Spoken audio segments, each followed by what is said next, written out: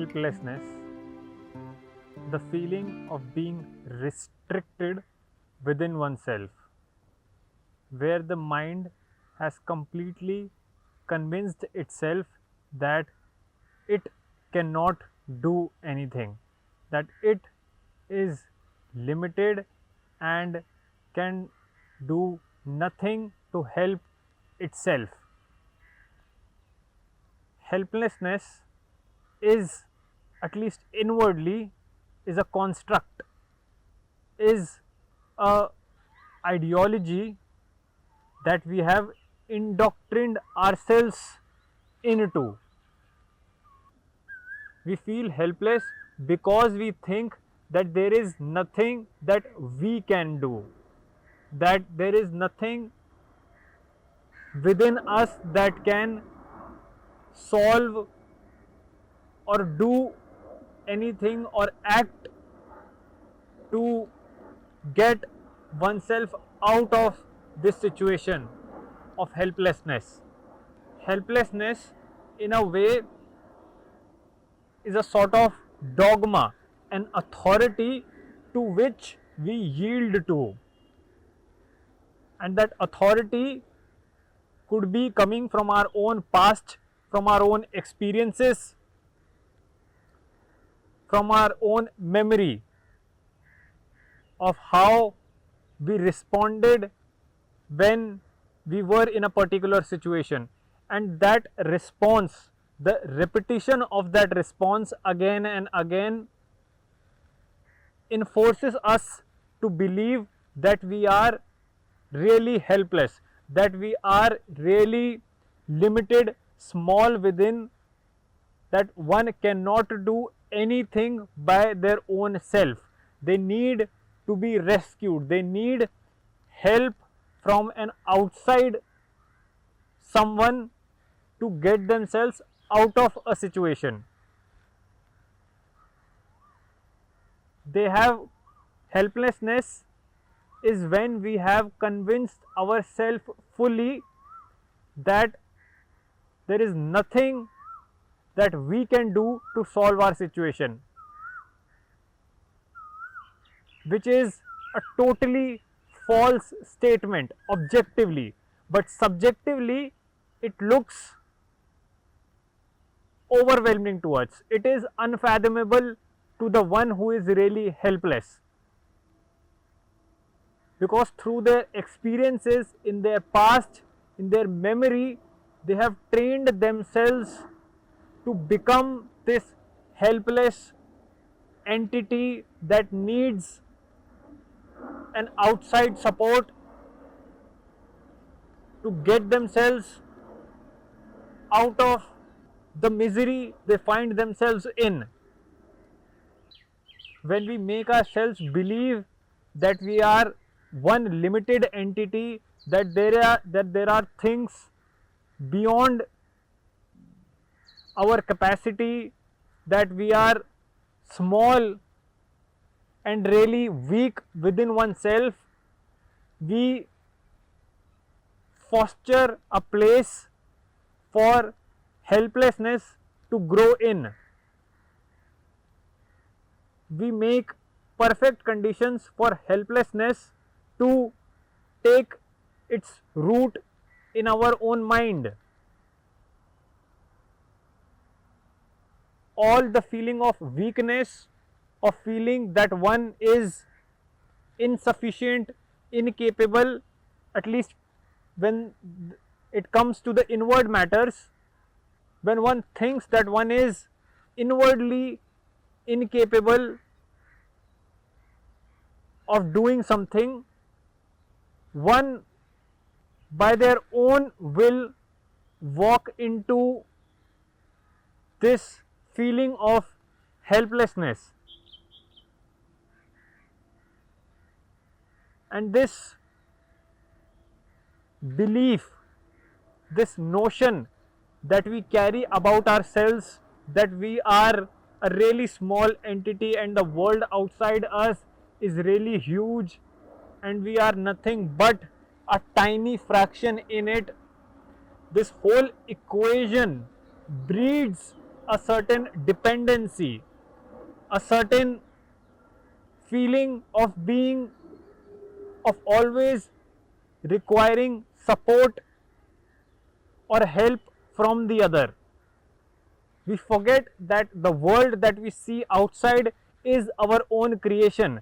The experience of the world is subjective to us, it's not an objective thing. How we are experiencing the world is our own creation of the world. That experience is our own invention. It comes from our beliefs, from our notion about us, which becomes the reality of our perception of the world. That perception in itself could be totally clouded, could be totally distorted, but because we treat our personal subjective experiences as an objective reality outside of us, we condemn ourselves into believing every small distorted notion and belief that we foster inside of us. If weakness is something that we think is inevitable, that we are, whatever we may do, we have a certain limit, we have certain foundations, that we are really limited and small within ourselves, we will create a world outside of us that would seem bigger, limitless, stronger than us, when in reality, objectively, that's not the case. It's a situation we have made ourselves believe that our subjective personal experience is the objective reality outside. This feeling of helplessness in itself is a belief, a notion that needs to be checked, examined, looked into. When we blindly believe all the notions that we carry within, we fall prey to all the distorted thinking and ideas of our own past and experiences that we have gone through. All our memories, experiences, the past begin to dictate our perception, and that begins to form our reality.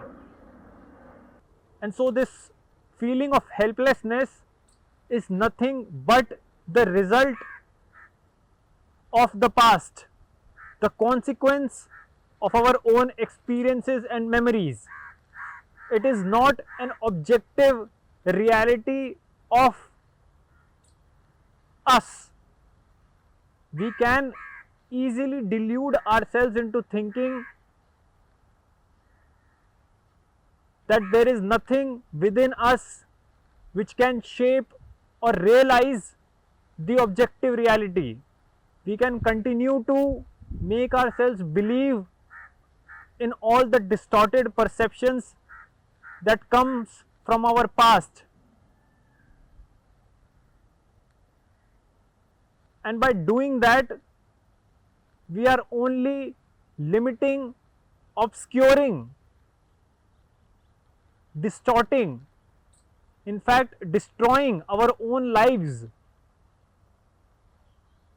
All the notions of helplessness takes birth within.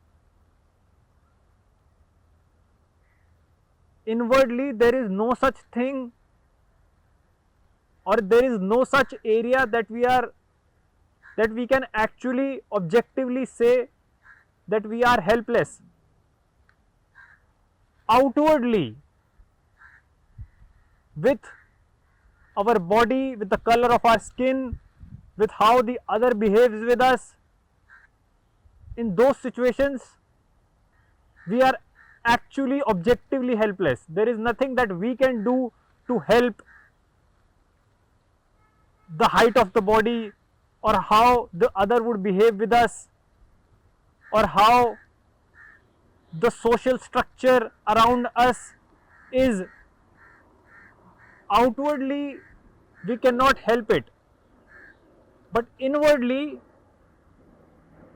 it is totally upon us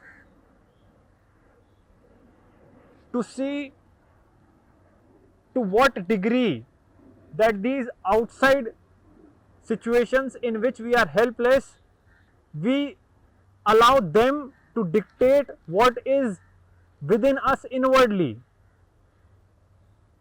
It is not necessary for that feeling of helplessness outwardly to travel and settle within us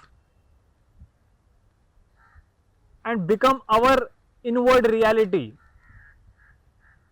Anything that has to do with us in our life, in our work, in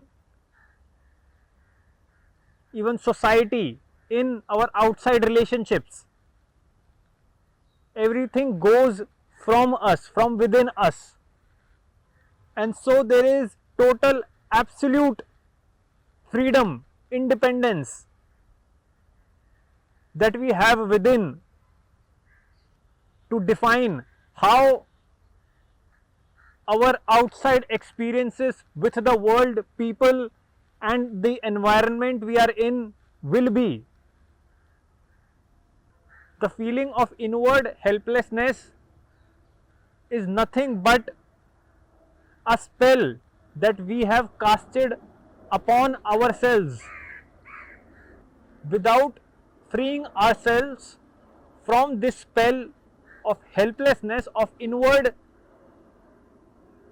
helplessness, we will condemn ourselves to a dependent, a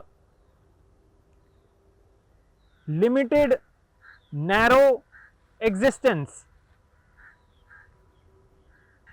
When we see that the other is walking over us, that the outside situations, the social structure that I exist in is dominating over me, it is us who allow that to happen. It is us who give our own consent for that thing to happen with us. As long as we can think clearly, we have the capacity to understand, there shouldn't be anything that should assert itself over us. There shouldn't be any social structure that we should confine ourselves into.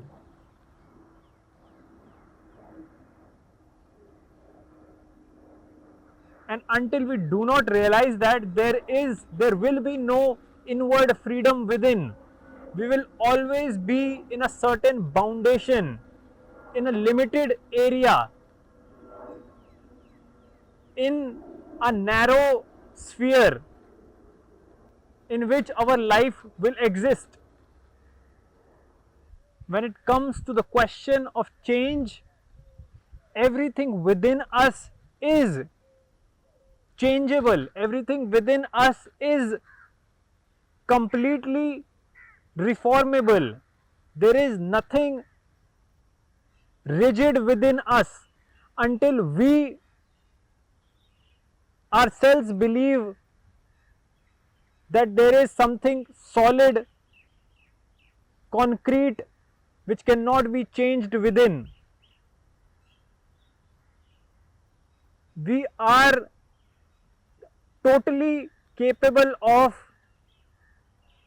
a complete transformation within.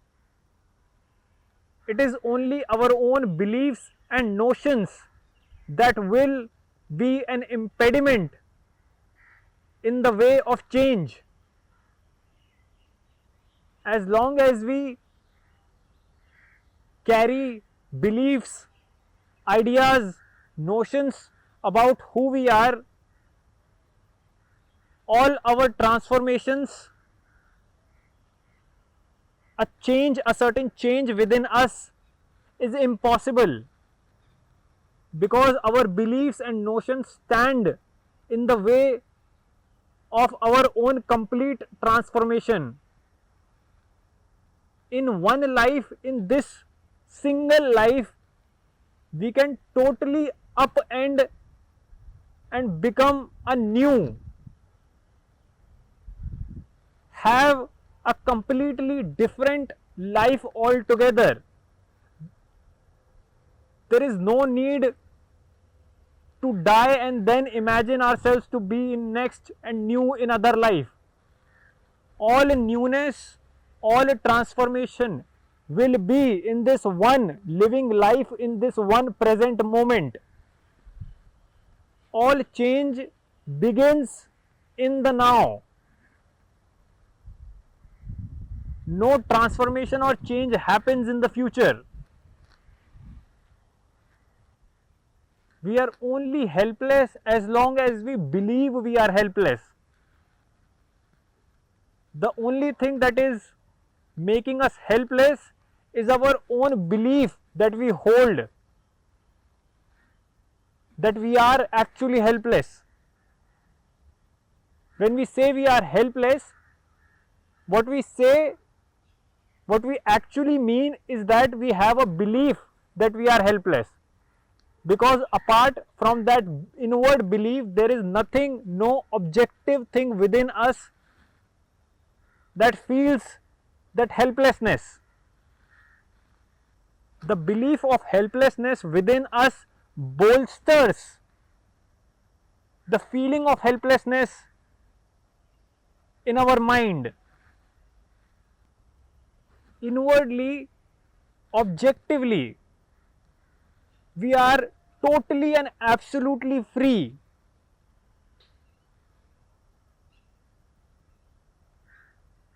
It is the ideas of weakness, smallness that restricts this freedom, that put boundaries on the immeasurable space that is within us. We have no obligation within to keep on subscribing, to stay loyal to the feelings that we feel within. They are at the end of the day feelings that we have. But when we say we are helpless, what we really mean is that our feelings have begun to have us. Our feelings are just feelings. We have a capacity to override them and to not listen to them. Our feelings are not our objective reality. All our feelings are a result of an influence of our past, of our experiences and memories that is stored up in our brain. And when they validate something, that validation of the past to the thing in the present becomes a feeling. And we don't necessarily have to oblige or listen or agree to that feeling. All the feelings within us can come and say that feel me, I am fear, that feel me, I am jealousy, that feel me, I am insecure. They can all dance and ask for our attention. It is upon us to not attend to them, to not pay any heed to them. We don't have that obligation within. to feel the fear. Fear comes, all right, it is there, all right, but it is not necessary for us to become fearful. It is not necessary for us to become insecure. For the feeling of insecurity to make us feel insecure, we have to consent to that feeling. We have to agree to the feeling that okay, you are here, I should welcome you, and as soon as we welcome the feeling, we start to feel insecure. The feeling can come, but parallelly we can shut our doors to that feeling that okay, you are here and you are something from my past, but it is not necessary for me to open my gates to you, and so they just stay there, and after a while we will find they dissolve, they stop existing, at least for that time. And whenever we see these feelings rushing towards us, we have the total independence to shut our doors onto them and not welcome them.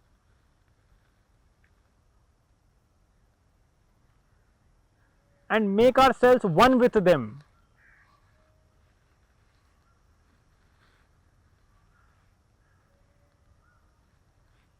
All our feelings are a result of a physical process of hormones within the brain.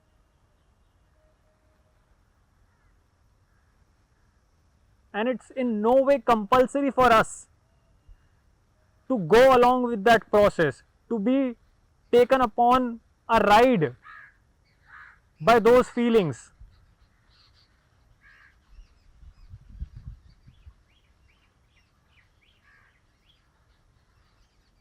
The feelings that we feel take us on the ride that they want to go on, and in the end of that journey we will find ourselves completely manhandled, disheveled and wagged by them. We don't necessarily have to oblige or take part in this violent process. When it comes to our body, the fact of death, the fact of sickness, in these areas is where we are actually helpless, and it is even not necessary to term this as helplessness, because it is objectively, when we look at it, is a fact. The sickness is a fact of life. Dying is a fact of life. For us to lose our loved ones is a fact of life. And yes, in these situations we are indeed helpless, but they are just facts. The more we come closer to these facts, the more we understand, see for ourselves, investigate how our resistance to these facts of life is what creates sorrow within us, the more we will be able to have a healthy relationship with these unchangeable facts of life.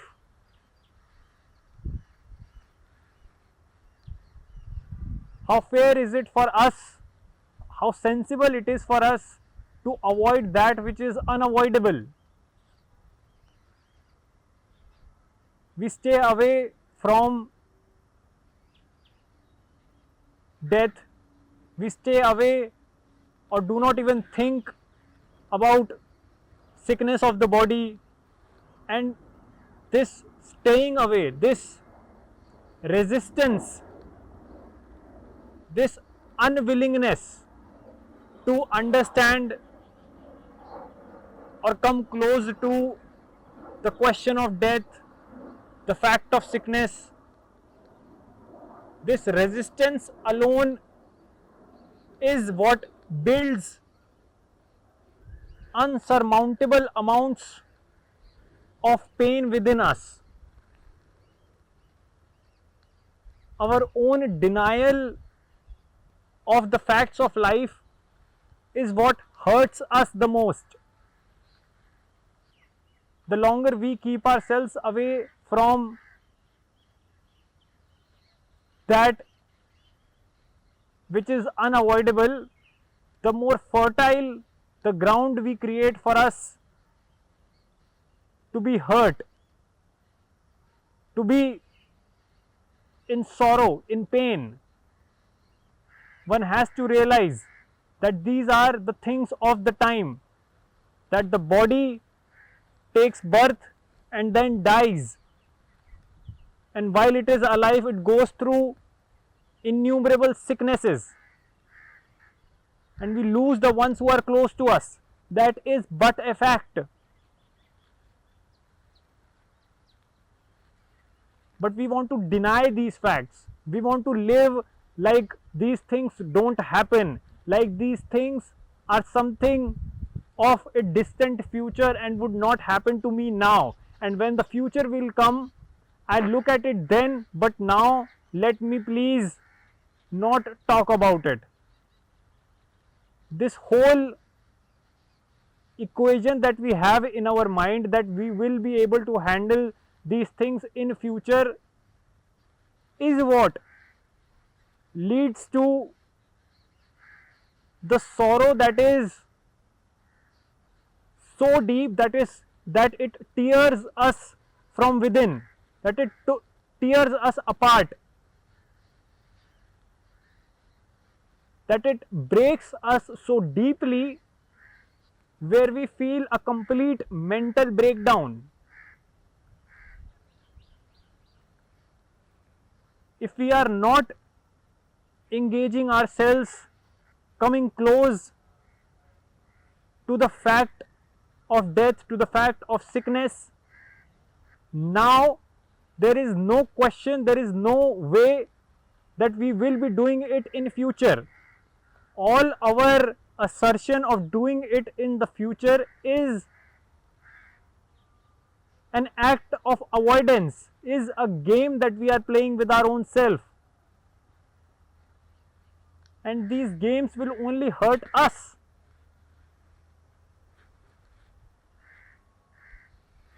Life is incomplete if we do not understand death. There is no health if we do not know what real sickness is.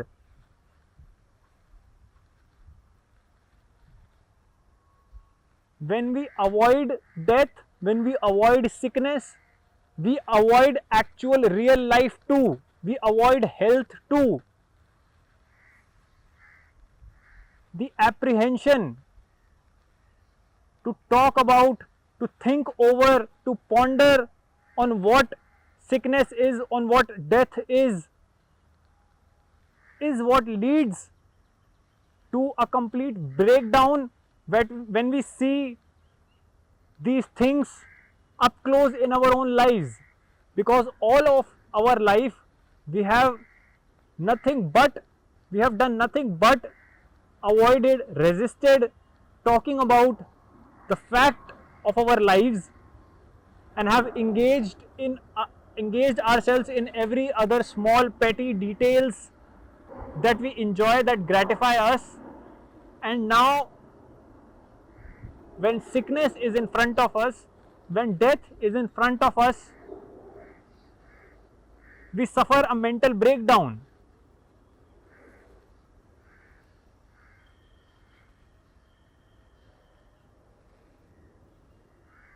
Our own apprehension, our own resistance towards these facts of life is the building blocks of that breakdown that we inevitably suffer. there is no need for us to be inwardly helpless. There is a certain freedom within. There is something really empowering within that can free us from all our feelings of helplessness, from all our dependencies that we have established and on the support of which we stand. We can stand by our own self, on our own feet. This inward disability is not necessary.